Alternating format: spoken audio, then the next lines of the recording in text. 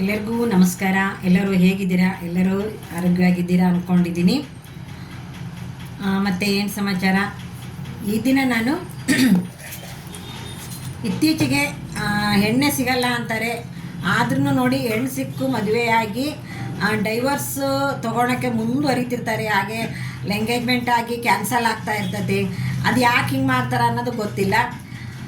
ಮೊದಲೇ ಏನಪ್ಪ ಅಂತಂದರೆ ಎಂಗೇಜ್ಮೆಂಟ್ ಆದ ತಕ್ಷಣವೇ ಕೈಯ ಮೊಬೈಲ್ ಹಿಡ್ಕೊಂಡು ಎಲ್ಲರೂ ಸುಮ್ಮನೆ ಮಾತಾಡೋದೆ.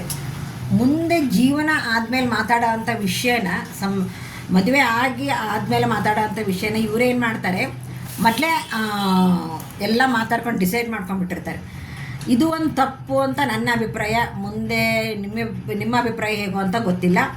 ಹಾಗೆ ನೋಡಿ, ಮಕ್ಕಳು ಆಗಲೇ ಕಾಲೇಜ್ ಓದ್ತಾ ಇರ್ತಾವೆ, ಆವಾಗ ಡೈವರ್ಸ್ ತೊಗೊತಾರೆ. ಡೈವರ್ಸ್ ಅಪ್ಲೈ ಮಾಡಿದ್ದಾರೆ. ಹಾಗೆಯೇ ಮಗಳೆಲ್ಲಿ ಹೋಗ್ಬೇಕು, ಇದಕ್ಕೊಬ್ಬ ಮಗ ಆಗಲಿ ಮಗಳಾಗಲಿ ಅವರೆಲ್ಲಿ ಹೋಗ್ಬೇಕು, ತಂದೆ ಮಕ್ಕಳನ್ನ ಹೊರಗಡೆ ಕರ್ಕೊಂಬಂದು ಮಾತಾಡ್ಸೋದು ಅವೆಲ್ಲ ಒಂಥರ ಬೇಜಾರಲ್ಲ, ಮಕ್ಕಳ ಮನಸ್ಸಿನ ಮೇಲೆ ತುಂಬಾ ಪರಿಣಾಮ ಬೀರುತ್ತೆ. ಅದು ಯಾಕೆ ಹಿಂಗೆ? ಅದನ್ನು ಕುತ್ಕೊಂಡು ಮಾತಾಡಿ ಬಗೆಹರಿಸ್ಕೋಬೋದಲ್ಲ ಅಲ್ವಾ? ಸಮಸ್ಯೆ ಇರುತ್ತೆ, ಅದಕ್ಕೆ ಪರಿಹಾರನೇ ಇದ್ದೇ ಇರುತ್ತೆ. ಸಮಸ್ಯೆ ಇದ್ದಲ್ಲಿ ಪರಿಹಾರ ಅಂತ ಇದ್ದಾಗ ಮಾತ್ರ ಅದು ಸಮಸ್ಯೆಯಲ್ಲಿ ಹುಟ್ಕೊಳ್ಳುತ್ತೆ. ಯಾರಾದರೂ ಒಬ್ಬರು ತಗ್ಗಿ ನಡಿಲೇಬೇಕಾಗುತ್ತೆ. ಗಂಡ ಹೆಂಡತಿ ಆದಮೇಲೆ ಗಂಡನೇ ತೆಗಬೇಕು, ಹೆಂಡತಿನೇ ತೆಗಬೇಕು ಅಂತ ಇಲ್ಲ. ಇತ್ತೀಚೆಗೆ ಸ್ವಲ್ಪ ಗಂಡು ಮಕ್ಕಳ ಪ್ರಾಬ್ಲಮ್ಮು ಜಾಸ್ತಿ ಆಗಿದೆ. ಯಾಕಂದರೆ ಹೆಣ್ಮಕ್ಳು ಕೈಯಲ್ಲಿ ಕೆಲಸ ಇರುತ್ತೆ ಅಂತನೋ ಏನೋ ಗೊತ್ತಿಲ್ಲ, ಸುಮಾರು ಜನ ನೋಡಿದ್ದೀನಿ. ಎಲ್ಲರೂ ಹಾಗೆ ಅಂತ ಹೇಳಲ್ಲ ನಾನು, ಬೇಡದ್ರೆ ಬಿಡು ಅನ್ನೋ ಅಷ್ಟರ ಮಟ್ಟಿಗೆ ಇದ್ದಾರೆ. ಆದರೂ ಹೆಣ್ಣಿಗೆ ಗಂಡು ಜೊತೆಯಾಗಿರಬೇಕು, ಗಂಡಿಗೆ ಹೆಣ್ಣು ಜೊತೆಯಾಗಿರಬೇಕು. ಒಂಟಿ ಜೀವನ ಮಾಡಲಿಕ್ಕಾಗೋದಿಲ್ಲ. ಅದು ಒಂಟಿ ಜೀವನ ಮಾಡೋದು, ಅದನ್ನು ಮಾಡಿ ಅನುಭವ ಇದ್ದವರಿಗೆ ಮಾತ್ರ ಗೊತ್ತಿರುತ್ತೆ ಯಾವ ರೀತಿ ಇರಬೇಕು, ಯಾವ ರೀತಿ ಇಲ್ಲ. ನೀವು ಡೈವರ್ಸ್ ಕೊಡೋದು ಬೇಡ, ಸುಮ್ಮನೆ ಕೈ ಬಿಟ್ಬಿಡ್ರಿ. ಒಂದು ಸ್ವಲ್ಪ ದಿವಸ ಅವರು ಫ್ರೀ ಆಗಿರಲಿ, ನೀವು ಫ್ರೀ ಆಗಿರ್ರಿ. ಅವಾಗ ಏನಾಗುತ್ತೆ, ಯಾವಾಗೋ ಒಂದು ದಿವಸ ನಮಗೂ ಬೇಕು, ಹೆಂಡತಿ ಮಕ್ಕಳು ಬೇಕು ಅನಿಸುತ್ತೆ. ಯಾಕಂದ್ರೆ ಈ ಥರದ್ದು ಪ್ರಾಬ್ಲಮ್ ತುಂಬಾ ಆಗಿದೆ ನೋಡಿ. ಮೊನ್ನೆ ನಮ್ಮ ರಿಲೇಷನ್ನಲ್ಲಿ ಇದೇ ಥರ ಮಾತಾಡಿ ಈ ಗಂಡು ಮಕ್ಳು ಏನು ಮಾಡಿದ್ದಾರೆ ಅಂತಂದರೆ, ನಮ್ಮ ಮನೇಲಿ ನಡೆದಂಥ ಒಂದು ಇದು, ಆ ಮೊಬೈಲ್ ಬಂದು ಇರೋದ್ರಿಂದ, ಮೊಬೈಲ್ ಬಿಡಿ ಒಳ್ಳೆದಕ್ಕೂ ಇದೆ ಕೆಟ್ಟದಕ್ಕೂ ಇದೆ. ಎಂಗೇಜ್ಮೆಂಟ್ ಆದ ತಕ್ಷಣ ಏನು ಮಾಡ್ತಾರೆ, ನೀ ಎಲ್ಲಿದೆಯಾ, ಮನೆಗೆ ಹೋಗು, ಊಟ ಆತ, ತಿಂಡಿ ಆತ, ಇಷ್ಟ ತನಕ ಏನು ಮಾಡೋಕತ್ತಿದ್ದಿ.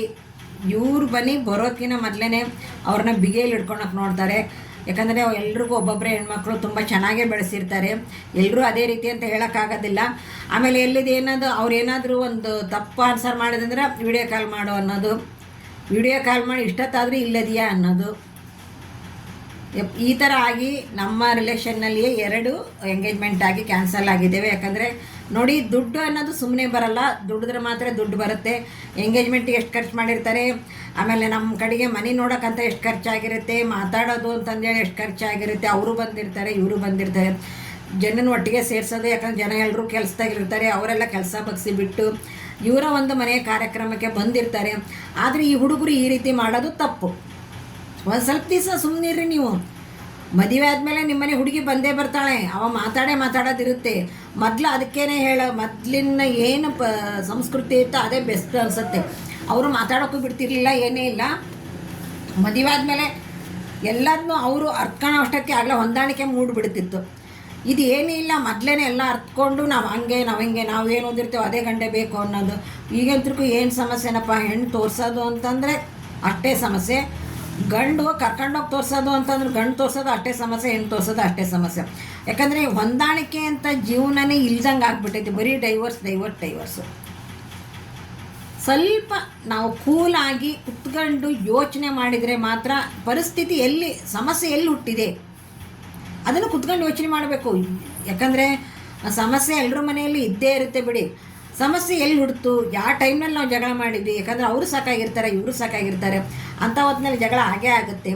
ಆ ಒಂದು ವಿಷಯದ ಬಗ್ಗೆ ನಾನು ತಪ್ಪು ಅಂತ ಹೇಳ್ತಾಯಿಲ್ಲ, ಎಲ್ಲರೂ ಹಾಗೆ ಅಂತ ಹೇಳ್ತಾರೆ. ಎಷ್ಟೋ ಜನ ಹೊಂದ್ಕೊಂಡು ಮನೆಯಲ್ಲಿ ಕೆಲಸ ಮಾಡಿ, ಅತ್ತೆ ಮಾವನ ಸೇವೆ ಮಾಡಿ, ಹಾಗೆ ಏನಪ್ಪ ಅಂತಂದರೆ ಕೆಲಸಕ್ಕೆ ಹೋಗಿ ಬಂದು ಮನೆಯಲ್ಲೇ ಕೆಲಸ ಮಾಡ್ತಾರೆ, ಹೊರಗಡೆನೇ ಕೆಲಸ ಮಾಡ್ತಾರೆ. ಅಂಥವ್ರಿಗೆ ಅತ್ತೆ ಮಾವ ಅಂದರೆ ಸೇರ್ತಾ ಇರಲ್ಲ. ಆ ಒಂದು ಪರಿಸ್ಥಿತಿ ಒಳಗೆ ನೀವು ಚೆನ್ನಾಗಿರ್ತೀರ, ಗಂಡ ಹೆಂಡತಿ ಅಷ್ಟೇ ಇರ್ತೀರಾ, ಬೆಂಗಳೂರಿನಲ್ಲೇ ಇರ್ತೀರ, ಯಾಕೆ ಹೀಗೆ ಮಾಡ್ಕೊತೀರಿ? ನಿಮ್ಮ ಸಂಸಾರನೇ ಅಲ್ವಾ ಹಾಳಾಗೋದು. ಯಾಕಂದರೆ ವಯಸ್ಸು ಬರಲ್ಲ. ಏನು ನೀವು ವಯಸ್ಸಾದ್ಮೇಲೆ ಪ್ರೀತಿ ಮಾಡ್ತೀರ, ಅರ್ಧ ವಯಸ್ಸು ಕಳೆದ್ಮೇಲೆ ಪ್ರೀತಿ ಪ್ರೇಮ ಹುಟ್ಟುತ್ತಾ ನಿಮ್ಮಲ್ಲಿ ಅಲ್ವಾ? ನೀವು ಒಂದು ಸ್ವಲ್ಪ ಕೂತ್ಕೊಂಡು ಯೋಚನೆ ಮಾಡಬೇಕು. ನಿಮ್ಮ ಭವಿಷ್ಯನ ನೀವೇ ಹದಗೊಡಿಸ್ಕೊತೀರಾ. ಯಾಕಂದರೆ ತಂದೆ ತಾಯಿ ನಿಮ್ಮಿಂದ ಯೋಚನೆ ಬೀಳ್ತಾರೆ ಅನ್ನೋದು ನೆನಪಿರಲಿ ನಿಮಗೆ. ಯಾಕಂದರೆ ಎಲ್ಲರೂ ಎಜುಕೇಟೆಡ್ಡು, ಈಗ ತುಂಬಾ ಓದಿರ್ತೀರ, ದೊಡ್ಡ ಕೆಲಸದಲ್ಲೇ ಇರ್ತೀರ. ನಿಮ್ಮ ಜೀವನನ ನಿಮ್ಮ ರೂಪಿಸ್ಕೊಳ್ಳೋವಷ್ಟು ವಯಸ್ಸಾದಮೇಲೆ ನಿಮಗೆ ಮದುವೆ ಮಾಡೋದು. ಏನೋ ನಮ್ಮ ಥರ ನಾವೆಲ್ಲ SLC ಓದಿರಲಿಲ್ಲ, ಆವಾಗಲೇ ಮದುವೆ ಮಕ್ಕಳಾಗಿದ್ದು ನಮಗೆ. ಆದರೂ ಬಿಟ್ಟು ಬಿಡದೇ ನಾನು ಹಠ ತೊಟ್ಟು SLC ಮುಗಿಸಿದೆ.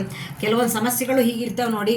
ಆದರೂ ನೋಡಿ, ನಿಮ್ಮ ಒಂದು ಜೀವನನ ಹಾಳು ಮಾಡ್ಕೊಂಡ್ರೆ ನಿಮಗೆ ಸ್ವಲ್ಪ ದಿವಸ ಜಗಳ ಬಂತ, ಸ್ವಲ್ಪ ಕೂಲಾಗಿ ಯೋಚನೆ ಮಾಡಬೇಕು ಅನ್ನೋ ಒಂದು ಟೈಮಲ್ಲಿ ಸ್ವಲ್ಪ ದಿವಸ ನೀವು ಸುಮ್ಮನೆ ಇದ್ಬಿಡಿ.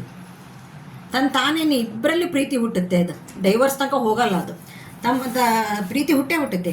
ನಿಮ್ಮ ಸಮಸ್ಯೆ ಏನಿದ್ರೆ ನಿಮ್ಮ ಅತ್ತೆ ಮಾವನಿದ್ರಿಗೆ ಹೇಳ್ರಿ, ನಿಮ್ಮ ತಂದೆ ತಾಯಿದ್ರಿಗೆ ಹೇಳ್ರಿ, ನೀವು ಗಂಡ ಹೆಂಡತಿ ಕುತ್ಕೊಳ್ರಿ, ಮಾತಾಡ್ರಿ ಅಲ್ವಾ.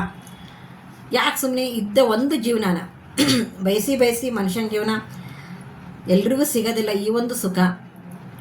ದಯವಿಟ್ಟು ವಯಸ್ಸಿನಲ್ಲಿಯೇ ನಿಮ್ಮ ಜೀವನನ ಸುಖವಾಗಿ ಕಳೆಯಿರಿ ಅಂತ ಹೇಳ್ತಾ, ಒಂದು ಯಾರ್ದದು ಹನುಮಂತ ಹಾಡಿರೋದು ಒಂದು ಹಾಡು ಹೇಳ್ತಾ ಇದ್ದೀನಿ ಇದನ್ನ ನಾನು.